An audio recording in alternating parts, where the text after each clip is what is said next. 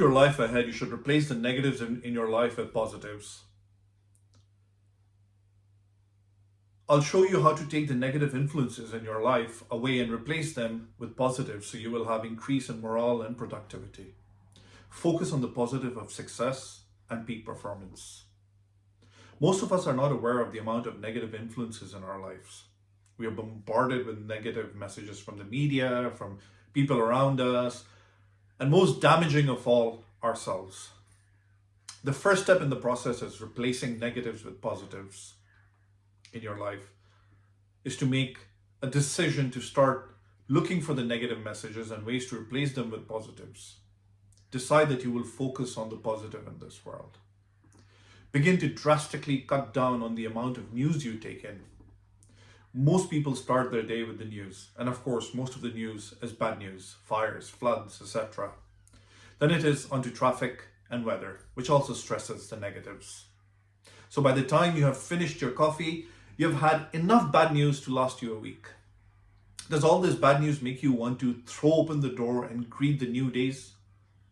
Not quite the opposite. And how about how we end the day? Many of us watch the news before going to bed and get a big dose of negative information just before trying to go to sleep. Is it any wonder so many people have trouble sleeping? The mood we are in before we go to sleep carries over to the next morning. So you're setting yourself up for starting the next day in a bad mood. Odds are you don't need all that negative information you're taking in from the news, and you will function just fine without it. Replace the news you were taking in with such things as motivational tapes, uplifting music, and sites such as happynews.com that stress good news. Also, reading empowering books helps a great deal. Books can be a fantastic way to recharge your life. Look for success stories, biographies of successful people, etc. and see what works for you. You'll begin to feel better right away. Your next step is to limit the amount of TV you watch. A recent study showed that 78% of the people watching TV are not interested in the program they're watching at any given time.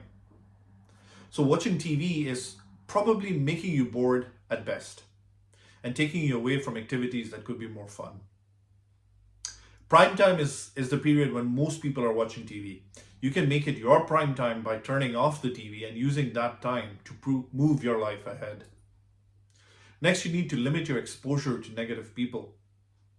Most people don't realize how draining it is to be around negative people, but they drain your energy and spirit in many ways. Negative people pull you down, so work to remove them from your life to the extent you can.